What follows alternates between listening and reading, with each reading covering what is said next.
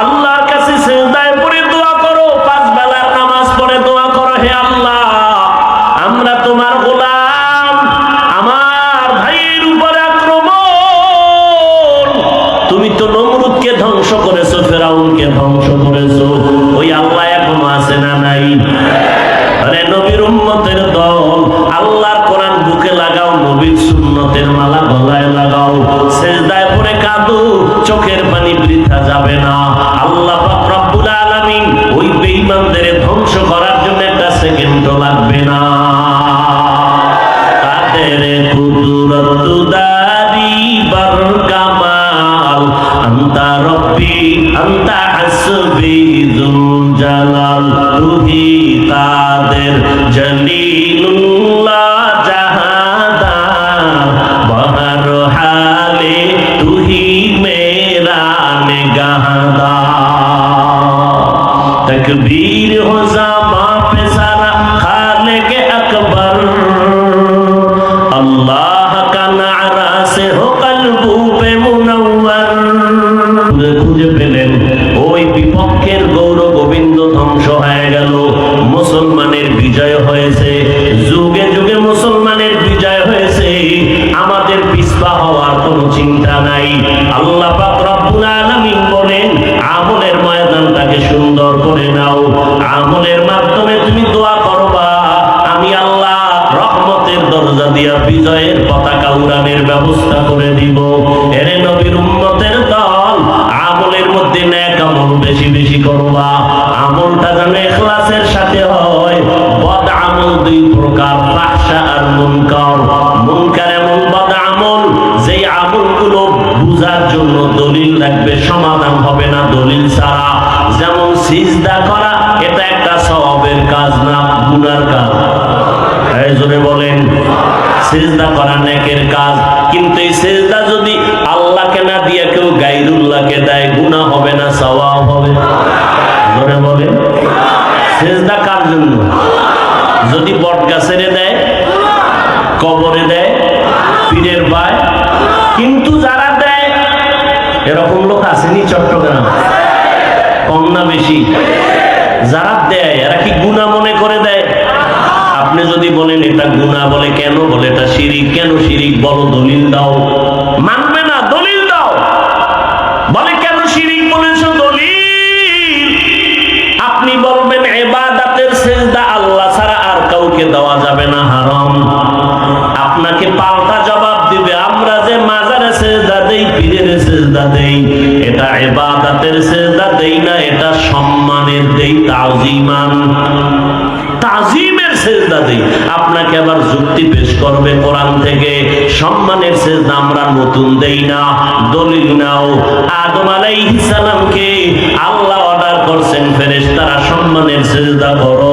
ইউসুফ নবীকে তার মা বাবা তার ভাইয়েরা সিজদা করেছে সম্মানের। এবার আপনি কি জবাব দিবেন?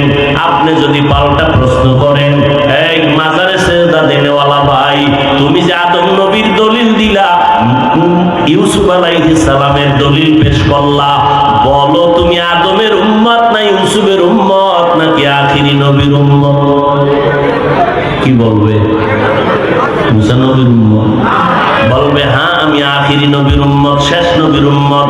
এবার বলতে হবে, এরে মূর্খ ভাই, আমার নবী মুহাম্মদ সাল্লাল্লাহু আলাইহি ওয়াসাল্লামের আদর্শের ভেতরে কিয়ামত পর্যন্ত আল্লাহ ছাড়া ইবাদতের হোক আর সম্মানের হোক, কাউকে সিজদা দেওয়া জায়েজ নাই।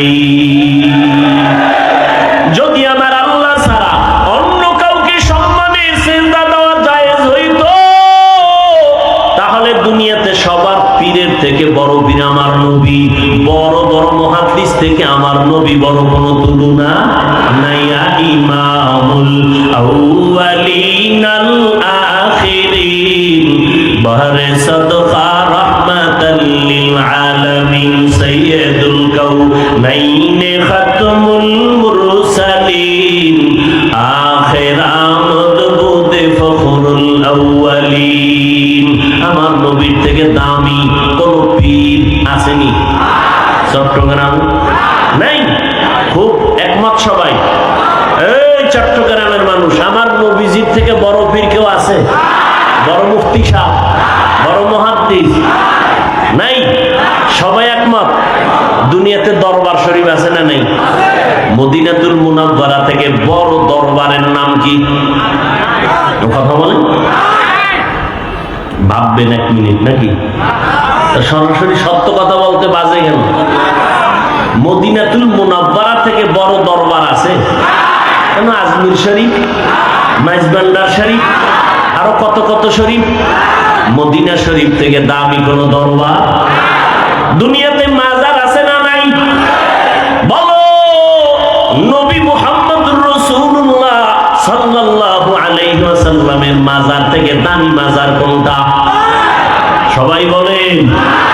ঈসা নবীর মাজার, ইব্রাহিম নবীর মাজার, মুসা নবীর মাজার। এরে নবীর উম্মতের দল, তিনটা কথায় সবাই একমত। আমার নবীর থেকে বড় কোন পীর বুজুর্গ আউলিয়া নাই, আমার মদিনা শরীফ থেকে দামি কোন দরবার নাই, নবীর মাজার থেকে দামি কোন মাজার নাই। এরে নবীর উম্মতেরা, একজন মুসলমান দাঁড়াইয়া বলো, আমার নবীকে সম্মান করতে গিয়া দুনিয়াতে নবীর 63 বছর হায়াতে কেউ সেজদা দিছেনি নবীরে? ইন্তেকালের পর 1500 বছর হয়ে গেল, আমার নবীর মাজারে কোনো সেজদা দিছেনি? ঢোল বাজায়নি, মোমবাতি জ্বালায়নি। ওরে বাজারে মোম জ্বালাইলে যদি আল্লাহ খুশি হয়, বড় একটা মোম অর্ডার করে আগে মদিনার মাজারে জ্বালাও। পীরের দরবারে গরু দিলে যদি মনে করো সওয়াব হবে, অনেক সওয়াব তো মদিনার দরবারে উট দুম্বা গরু ভেড়া বকরি দিয়া দাও। বাবা দেওয়া যাবে নি, সেজদা দেওয়া যাবে নি। ফাইনাল জবাব, আমার নবীর মাজারে আর দরবারে যা চলবে না, দুনিয়ার মাজারেও তা চলতে পারে না। টুকু যাও সুন্নতে আহমদ কো যাবা মুহাম্মদ কে বুয়াদ নিসবত তোরা মান আহাব্বা সুন্নতি কৌলে রসূল মজদায়ে কানা মাই হাম কুন কবুল। আল্লাহ তাআলা বলেন, আমি আল্লাহ তোমাদের নেক আমল করার জন্য পাঠাইলাম। আইয়ুকুম আহসানু আমালা, আল্লাহ আকসারু আমালা বলেন নাই। আল্লাহ ভালো আমল দেখবেন, বেশি আমল দেখবেন না। বেশি আমল না ভালো আমল? জোরে বলেন। আল্লাহ ভালো আমল দেখবেন, বেশি আমল দেখবেন না। ওই আমলটা আল্লাহর জন্যই যদি হয়, একটা সিজদা তোমার জিন্দেগি জান্নাতের দরজা ওপেন করে দিবে। তবে কোন দিনের আমলটা ভালো হবে জানা নাই, এই জন্য লাগাতার আমল চালায় যাও। একজনে পত্রিকা পড়ে খুব দ্রুত, আর একজনের পাশে বসে, ভাই আমি তো বানান কিরাও করতে পারি না, তুমি এত দ্রুত পড়ো কেমনে? এটা ঘুমের তিলটা পড়া যায় না। বহু আগের থেকে এটার উপরে কষ্ট করে মেহনত করে এই অক্ষরগুলো শিখতে হয়, লিখতে হয়, কত চক সিলেট ভেঙেছি। এক পর্যায়ে এখন আমি দ্রুত পত্রিকা পড়তে পারি। ঠিক তেমনি ভাবে আপনি সেজদায় ঢুকলেই দিলটা আল্লাহর দিকে যাবে না। এরকম করতে করতে করতে করতে আমল করতে করতে এক সময় আপনার মুহাব্বত আল্লাহর জন্য হবে। এক সিজদা জীবনের আপনার সফলতা এনে দিবে, দুনিয়াতে শান্তি, পরকালে জান্নাত। বেদাতি ভণ্ডরা কি বলে? নামাজ পড়ো মুসল্লি, নামাজের কি রাখো ডর, যেই নামাজে জান্নাত পাবি সেই নামাজ কোথায় তোমার? ওই নামাজ পড়ে লাভ কি? যেই নামাজে জান্নাত পাওয়া যাবে না, পড়লে নামাজ একবারই পড়ুম, যেই নামাজে জান্নাত পেয়ে যাব। একবারও পড়মু পড়মু কায় জীবনে নামাজই পড়ে না, আজরাইল এসে তার জীবনটা নিয়ে গেল। না রে বাবা না, জীবনের নামাজ ঠিক করার জন্য মেহনত চালাও। করতে করতে একদিন ঠিক হয়ে যাবে, করতে করতে বান্দার অন্তর সোজা হবে। আমল বন্ধ করা যাবে না। আমলটা আল্লাহর জন্য যেদিন হয়ে যাবে, সেদিন জান্নাতের দরজা খুলে যাবে। চেষ্টা করতে থাকো রে বান্দা। বাচ্চাটা হাঁটতে পারে না, এক কদম দুই কদম দিয়া হাঁটা শিখাইতে থাকো। এক সময় হাঁটবেই না, দৌড়াইতে থাকবে। দৌড়াইয়া প্রতিযোগিতায় সবার থেকে 1 নাম্বার হবে। আর যদি তারে হাঁটা না শিখাইয়া দৌড়ানোর প্রতিযোগিতায় লাগায় দাও, কিয়ামতের আগে দৌড় দৌড়ের প্রতিযোগিতায় পাশ করতে পারবে না। আগে হাঁটা শিখাও, শিখাইতে শিখাইতে বান্দা দৌড়ানো শিখবে, প্রতিযোগিতা 1 নাম্বার হবে। আমলের লাইনে মেহনত লাগাও, 5 বেলার নামাজ বন্ধ করা যাবে না, নবীর তরিকা মতে চলতে হবে। আল্লাহ পাক বলেন, আমি বেশি আমল দেখবো না, উত্তম আমল দেখবো, ভালো আমলটা আমার কাছে গ্রহণ হবে। পয়গম্বরের একজন সাহাবী মুআয ইবনে জাবাল রাদিয়াল্লাহু আনহু বলেন, যে আমলের মধ্যে 4টা গুণ পাওয়া যাবে, ওই আমলটা হবে একমাত্র ভালো আমল, এছাড়া আমল আর কবুল হবে না। 4টা গুণওয়ালা আমল হবে ভালো। এই 4 গুণের মধ্যে 1 নাম্বার গুণের নাম হলো ইলম। 1 নাম্বার গুণের নাম কি? নামাজ পড়া যেমন ফরজ, নামাজের পদ্ধতি জানাটাও ফরজ। পদ্ধতি জানা লাগবে না? না, একজনে পদ্ধতি না জাইনে নামাজে দাঁড়া আল্লাহু আকবার দুরূদ শরীফ পড়া শুরু করলো, বইয়ে ভরমুখা খাড়াইয়াই পড়ি, সবসময় তো খাড়ায় নবীরে সালাম দিই, তাহলে নামাজের দাও খাড়াই পড়ি, আর বইয়ে দুরূদ পড়ার দরকার নেই। আবেগলা আশেকের রাসূল আছে না নেই? নামাজ পড়া যেমন ফরজ, নামাজের পদ্ধতি শিখাও ফরজ। এজন্য পয়গম্বরের সাহাবী মুআয ইবনে জাবাল রাদিয়াল্লাহু তাআলা আনহু বলেন, ওই আমলটা আল্লাহর কাছে ভালো বলে কবুল হবে যে আমলের মধ্যে 4টা গুণ থাকবে।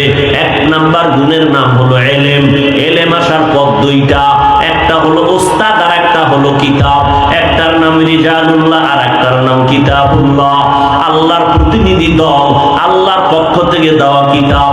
আল্লাহর প্রতিনিধি দলের মধ্যে ব্যক্তি যারা, শ্রেষ্ঠ ব্যক্তি রহমাতুল লিল আলামিন। আর আল্লাহর দেওয়া কিতাবের মধ্যে শ্রেষ্ঠ কিতাব হলো কোরআনুল কারীম। কোরআন আছে, নবী নাই। এখন কোরআন শিখার ওস্তাদ পাবো কই? কিয়ামত পর্যন্ত নবী আর আসবেন না। আবু বকরকে পাবো না, ওমরকে পাবো না, ওসমান আলীকে পাবো না, কোন সাহাবায়ে কেরামরে পাবো না রাদিয়াল্লাহু আনহুম আজমাইন। আবু হানিফাকে পাবো না, ইমাম বুখারীকে আর কখনো পাবো না, ইমাম মুসলিমকে আর পাবো না। বড় বড় বড় বড় যারা আমাদের দিল সোজা করে দিতেন, দেখলেই হাজারো চিল্লানো লাগতো না। 20 মিনিট বয়ান করছি, মহাব্বতে দিলটা তালা খুলে গেছে। এই বয়ানের আয়োজন করলো এক জায়গায় মাহফিল, এলাকার কিছু নেতারা কয় এখানে কোনো মাহফিল দেওয়া হবে না, এবার হাটহাজারীর হুজুর আসবে, কয় না আসতে দেওয়া হবে না। সবাই চুপচাপ, মাহফিল বন্ধ হয়ে গেল। হুজুরে মনে কষ্ট পাইয়া মাওলার কাছে মুনাজাত দিলেন রুমের মধ্যে, মসজিদে বয়া। পরের বছর ওই নেতার একজন মারাত্মক মাস্তান গিয়া কয়, হুজুর মাফ করে দেন, আপনি যেদিন বলবেন আমার এলাকায় যাবেন সব খরচ আমি দিব।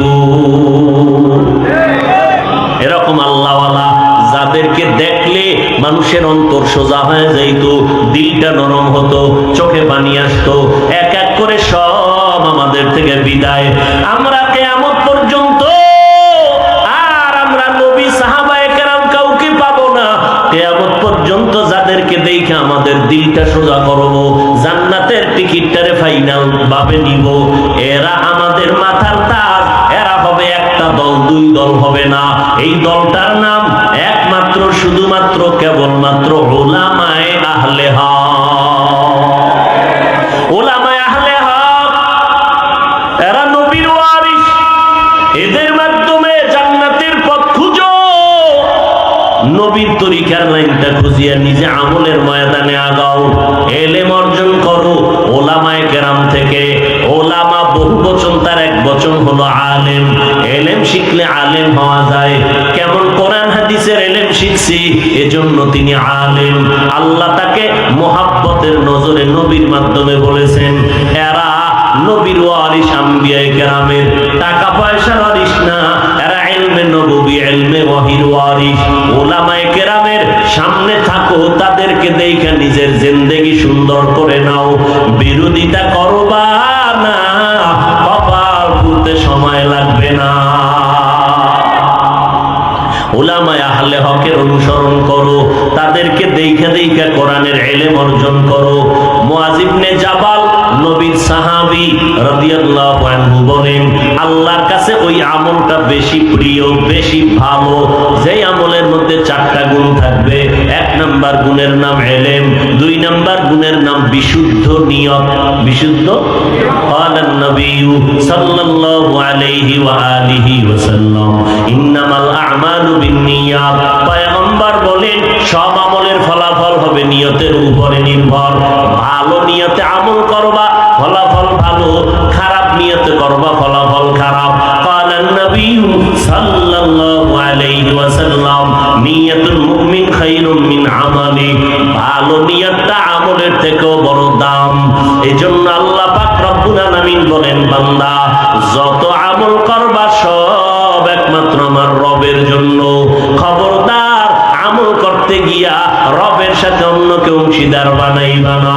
ফামান কানা ইয়ারজু লিকা রাব্বিহি ফালইআমাল আমালান সালিহা ওয়া লা ইউশরিক বিইবাদাতি রাব্বিহি আহাদা। একমাত্র আল্লাহর জন্য ইবাদত হবে, শিরিক করা যাবে না। ওয়া মা উমিরু ইল্লা লিয়াবুদুল্লাহা মুখলিসিনা লাহুদ্দিন। ইখলাসের সাথে আমল করো আল্লাহর জন্য, খালিসান লিওয়াজহিল্লাহি তাআলা। যা করব যা বলবো সব হবে আল্লাহর সন্তুষ্টির জন্য, রাহমাতুল লিল আলামিনের তরিকায়।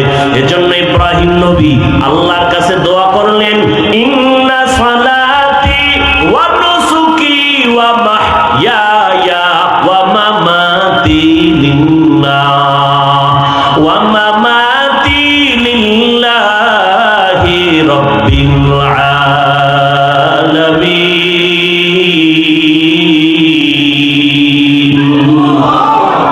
আমার নামাজ, আমার কোরবানি, আমার বেঁচে থাকা মরে যাওয়া কার জন্য? জোরে বলেন। একমাত্র আল্লাহর জন্য। ব্যবসা করি কার জন্য?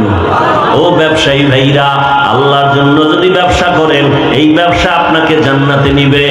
এই লেখাপড়া করনেওয়ালা ডাক্তারি পড়েন, ইঞ্জিনিয়ারিং পড়েন, লেখাপড়াটা যদি আল্লাহর জন্য হয় লেখাপড়া জান্নাতে নিবে। বলে আমি ডাক্তারি কেমনে আল্লাহর জন্য পড়বো? আপনার অন্তরে নিয়ত রাখবেন আমি মুসলমানের সন্তান, আমি ডাক্তার হইয়া বেঈমানের মোকাবেলায় দাঁড়ায় যাব। সারা দুনিয়ার বেদুর্মীরা বেঈমানেরা যদি হঠাৎ করে বলে মুসলমানের চিকিৎসা সেবা বন্ধ করে দাও, ঔষধ সরবরাহ বন্ধ করে দাও, মুসলমানের আমরা চিকিৎসা দিব না, আমগো মুসলমান ডাক্তারেরা দাঁড়াইয়া বেঈমানের মোকাবেলায় বলবা এ জগতের বেঈমানের দল, তোরা যদি আমগো মুসলমানের চিকিৎসা না দাও আমাদের কোনো পেরেশানি নাই, ইনশাআল্লাহ আমাদের মুসলমানের চিকিৎসার জন্য আমরা মুসলমান ডাক্তারেরাই যথেষ্ট। তাহলে ডাক্তারি করা খারাপ না ভালো? কার জন্য করবে? আল্লাহর জন্য, নবীর তরিকায়। নামাজটা ঠিক মতো পড়বা।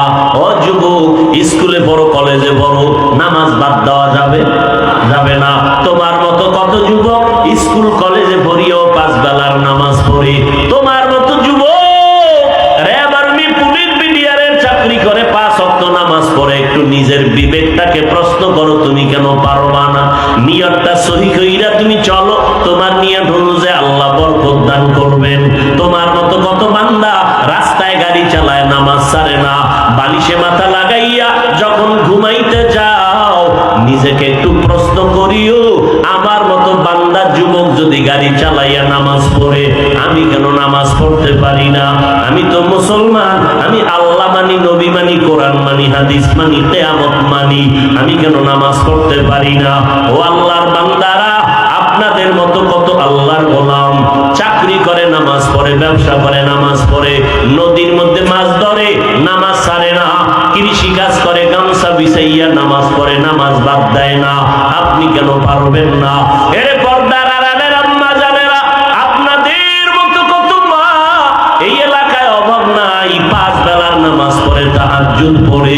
এই জমিনে মায়ের এত সম্মান আমার আল্লাহ নবীর মাধ্যমে বাড়ায় দিয়েছেন। কিয়ামতের আগের দিন পর্যন্ত দুনিয়ার কোন চালাক যদি বলে আমরা আলাদা করে নারীর মর্যাদা বাড়াবো, বাড়াতে পারবে না। চালাকি করলে নারীদের সম্মান হবে না, হবে নারীরা অপমান। কারণ যত সম্মান দেওয়ার আমার আল্লাহ নারীদেরকে দিয়েছেন। নারীরা নবীদের মায়ের মতো মা, সাহাবায়ে কেরামের মায়ের মতো মা, আলেমদের মায়ের মতো মা।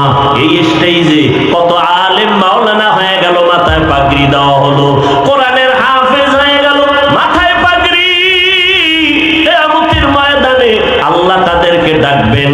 ক্বালান নবী সাল্লাল্লাহু আলাইহি ওয়া আলিহি ওয়া সাল্লাম ইউকালু লি সাহিবিল কুরআন ইকরা ওয়ারতাকি ওয়ারাত্তিল কুনতা তুরাত্তিলু ফিদ দুনিয়া ফাইন্না মানজিলাকা ইনদা আখিরি আয়াতিন তাকরাউহা আও কামা ক্বালান নবী আলাইহিস সালাতু ওয়াস সালাম।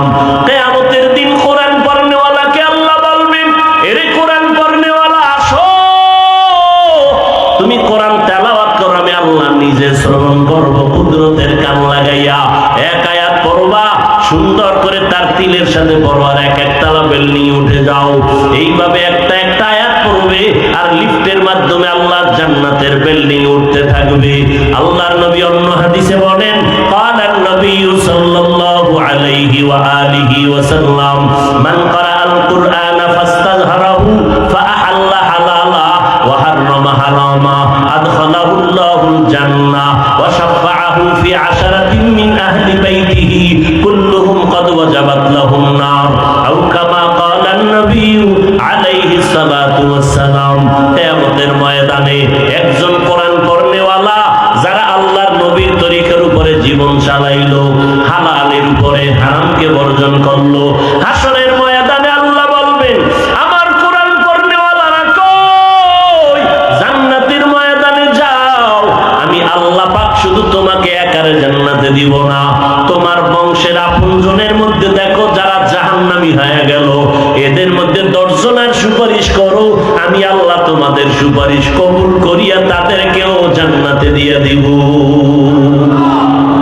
আতিনা ফি দারে দুনিয়া না হাসান, আতিনা ফি দারে উকবানা হাসান, ইয়া গিয়াসাল মুস্তাগীসিন ইহদিনা লাফতিখারা বিল উলুমে ওয়াল গিনা। হর গরিবে নেকো তু তৈয়ার হে, जो न मांगे उससे तू बेजार है। খারাপ লাগে আপনাদের? কোরআন পড়ার দরকার আছে। একটা সন্তানকে কোরআন পড়াবেন। আজকে যাদের মাথায় পাগড়ি দেওয়া হলো, ঈদেও এত আনন্দ পায় না তার মা বাবা আজকে যেই পরিমাণ আনন্দ পেয়েছে। এরে নবীর উম্মতের দল, ওই সন্তানের মা বাবার কপাল কত ভালো, যেই সন্তানের পেছনে মানুষ দোয়ার জন্য লাইনে দাঁড়ায়। ওই সন্তানের মা বাবার কপাল কত ভালো, যেই মা বাবার সন্তানের পেছনে হাজার হাজার মানুষ দাঁড়ায় নামাজ আদায় করে। ওই মা বাবার সন্তানের কপাল, ওই মা বাবার কপাল কত ভালো, যেই মা বাবার সন্তান মানুষের দিনের পথে আহ্বান করে, মানুষ কলিজা দিয়ে মোহাব্বত করে। এর একটা দোয়ার অংশ আব্বা আম্মা কিয়ামত পর্যন্ত কবরে পাইতে থাকবেন। এর আম্মা জানেরা, সন্তান ভালো হওয়া খারাপ হওয়া নির্ভর করে আম্মা জানের আদর্শের উপরে। ইমাম গাযালী রাহমাতুল্লাহ আলাইহি বলেন, প্রত্যেকটা সন্তানের জন্য মা হলো প্রাথমিক শিক্ষিকা। নবীও বলেন, ক্বালান নবী সাল্লাল্লাহু আলাইহি ওয়া আলিহি ওয়া সাল্লাম আদ-দুনিয়া কুল্লুহা মাতা ওয়া খায়রু মাতা'id দুনিয়া লিমরাতুস সালিহা। আল্লাহর নবী বলেন, দুনিয়াতে সব মহা সম্পদ, এর মধ্যে দামি সম্পদ হলো নেককারিনী মহিলারা। এরে আল্লাহর বান্দা, আমি একটা ঘটনা সব জায়গায় বলি। দুই ভাই, ছোট ভাই কিছুদিন পরে বিয়ে করে ফেললো, বড় ভাই বিবাহ করে না। বড় ভাইয়ের বিবাহের অপেক্ষা করতে করতে শেষ পর্যন্ত ছোট ভাই আগে বিবাহ করে ফেললো। একদিন ছোট ভাই বলে, বড় ভাই তুমি বিবাহ করো না কেন? আমি মনের মতো মেয়ে পাই না। তাই নাকি? ছোট ভাই মনে মনে ভাবলো, এক সম্ভ্রান্ত পরিবারের সুন্দরী মেয়েকে আমি দেই। খুঁজিয়া খুঁজিয়া বের করে দিল। বড় ভাই, বাবা টাকাওয়ালা, টাকার অভাব নাই, সম্মানের অভাব নাই, মেয়েটা বড় সুন্দরী, বিবাহ করে নাও। দেখার পরে জানার পরে বড় ভাই বলে, এই মেয়ে আমি চাই না, তো তুমি কেমন মেয়ে চাও? বড় ভাই ডাক দিয়ে কয়, আমি এমন একটা মেয়ে চাই যেই মেয়েটা আমার অর্ধাঙ্গিনী হবেন, আমার সহধর্মিনী হবেন, আমার দিয়া দুনিয়ার জান্নাতের বাগান সাজাবেন, আমার হাতটা ধইরা আমার স্ত্রী আমাকে জান্নাতের দরজা দিয়ে ঢুকায় দিবেন। এমন একজন মন মানসিকতার আমি একটা স্ত্রী, আমি আপন মেয়ে চাই যে একটা সন্তানকে দুনিয়াতে লালন পালন করে আদর্শওয়ালা বানায় দিবে। আল্লাহর বান্দা এই কথা বলার পর ছোট ভাই বলে, এমন মেয়েও তুমি পাইবা না, বিয়েও তোমার কপালে হবে না। বড় ভাই ডাক দিয়া কয়, ছোট ভাই শুনে রাখ, আমার অন্তরের নিয়ত যদি ভালোই হয়, একদিন আগে না পরে আমি ইনশাআল্লাহ আমার নিয়তের বরকতের ফলাফল আমি পেয়ে যাব। নিয়ত ভালো তো ফলাফল কি? কিছুদিন চলে গেল এভাবে। হঠাৎ করে খবর পাইছি এলাকার পাশের একটা এলাকায় মসজিদে বড় একজন আল্লাহওয়ালা আসেন, মাঝে মাঝে আইসা ওখানে থাকেন 2-4 দিন, মানুষের জন্য দোয়া দায়ী করেন। এবার ওই বড় ভাইটা চলে গেল ওই বুজুর্গের কাছে দোয়া নেওয়ার জন্য, আল্লাহওয়ালার কাছে। সকালবেলা যাইয়া দোয়া চাইলেন, হুজুর একটু দোয়া করে দেন। বিবাহ করেছো? না, আমি বিবাহ করি নাই। হুজুর দোয়া করবেন। এমন টাইমে একটা মসজিদের জানালার বাহির থেকে পর্দা রক্ষা করে যুবতী একটা মেয়ে হুজুরকে সালাম দিলেন, সালামু আলাইকুম। ওয়ালাইকুম আসসালাম। কে তুমি? আমি এলাকার একজন যুবতী মেয়ে। কেন আসছো?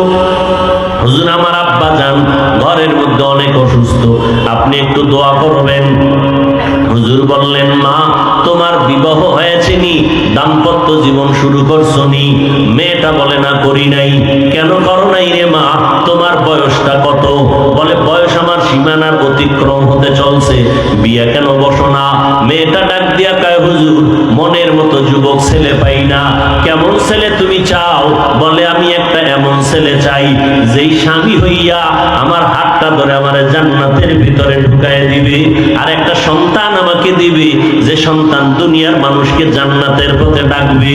এইবার যুবক ছেলেটা ওই যুবতী মেয়ের কথা শুনিয়া ওই বড় ভাই আল্লাহওয়ালার পাশে বসে গায়, হুজুর বেয়াদবি মাফ করবেন, আমিও বিবাহ করি না, এমন একটা মেয়ে আমি আশান্বিত, একটু যদি আপনি মধ্যস্থা হইয়া ব্যবস্থা করে দেন আমি মেয়েটাকে বিয়ে করতে রাজি। খবর নিয়ে দেখলো আর্থিক অবস্থা তেমন ভালো না। আল্লাহর বান্দা বলে, আমার অর্থের দরকার নাই, আমার দিনদারি দরকার। আমি টাকা চাই না, আমি জান্নাতের বাগান সাজাইতে চাই। জান্নাতের বাগান সাজাইতে টাকা লাগে না, আমলের ময়দান লাগবে, আমলওয়ালা মহিলা লাগবে। এবার বিবাহ হইয়া গেল, স্বামী আর স্ত্রী দুজনে এক মনের হয়ে গেল।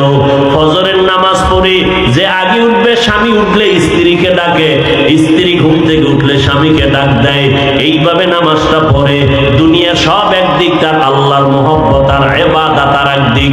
নামাজ পড়ে পড়ে রাতের বেলা দুজন দোয়া করে, আল্লাহ এমন একটা সন্তান তুমি আমাদের দাও যেই সন্তানের মাধ্যমে হাজারো মানুষ দ্বীনের পথ খুঁজে পাবে, দুনিয়ার মানুষ দ্বীনের লাইনে আসবে। আল্লাহ পাক রব্বুল আলামিন স্বামী আর স্ত্রীর চোখের পানি কবুল করেছেন, একটা নেককার সন্তান দান করলেন। আব্বা আম্মা কষ্ট করে সন্তানটারে বড় বানাইলেন। সন্তানটাকে বড় বানাইয়া যখন উপযুক্ত বয়সে হয়ে গেল, আল্লাহ পাক রব্বুল আলামিন খেদমতের রাস্তা খুলে দিলেন। ওই সন্তান এমন বীর পুরুষ হয়ে গেল। এক সময় আল্লাহ তার এত শক্তি দান করলেন, সিরিয়া মিশর হাতের মুঠায় নিয়ে নিলেন। বাইতুল মাকদিস জেরুজালেম ওই বেঈমানদের হাত থেকে মুসলমান ওই বান্দা হস্তগত করে ফেললেন।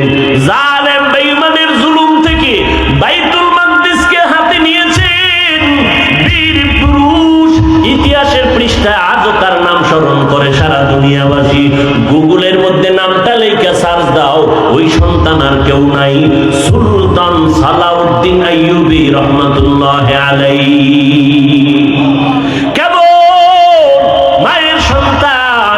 এরে আম্মা জানেরা, সন্তান ভালো না খারাপ হবে মায়ের আদর্শের কারণেই হবে। এজন্য আম্মা জান সন্তানকে ডাক্তার বানাবেন, ইঞ্জিনিয়ার বানাবেন, খবরদার বেয়াদব বানাবেন না। সন্তান যেন আলেমেরকে কষ্ট না দেয়। আপনার সন্তানের আদর্শ আদর্শ আর ব্যবহারে যেন মুরব্বীরা কষ্ট না পায়, আপনার সন্তানের আচরণে বন্ধু বান্ধবেরা কষ্ট না পায়, বরং এমন সন্তান আদর্শওয়ালা বানাবেন সন্তানের কথায় যেন মানুষ দোয়া করে, আর ওই দোয়ার অংশ আপনি মা কবরে পাইতে থাকেন। এরে নবীর উম্মতের দল, এই জন্য মুআয ইবনে জাবাল বলেন, আল্লাহ ভালো আমল চায়, বেশি আমল চায় না। তবে ভালো আমলের জন্য 4টা গুণ লাগবে। 1 নাম্বার গুণ লাগবে ইলম, 2 নাম্বার গুণ লাগবে বিশুদ্ধ নিয়ত, 3 নাম্বার গুণ লাগবে ধৈর্য। ধৈর্য না থাকলে বান্দা আমলে আগাইতে পারবে না। ধৈর্য না থাকলে বান্দা নামাজে দীর্ঘ টাইম দাঁড়ায় থাকতে পারবে না, সেজদায় গিয়ে সময় ব্যয় করতে পারবে না। ধৈর্য না থাকলে বাতিলের মোকাবেলাও করা যাবে না। এজন্য আল্লাহ কোরআনে বলেন, ধৈর্য ধারণ করে যারা করবে আমি তাদের 2টা পুরস্কার দান করব, একটা দুনিয়ায় আর একটা আখিরাতে দান করব। ইন্নাল্লাহা মা'আস সাবিরিন, দুনিয়ার পুরস্কার আমি আল্লাহ তার সাথী হয়ে যাব। আখিরাতের পুরস্কার ইন্নামা ইউওয়াফাস সাবিরুনা আজরাহুম বিগাইরি হিসাব, আমি আল্লাহ ধৈর্য ধারণকারীকে বিনা হিসাবে জান্নাত দিয়ে দিব।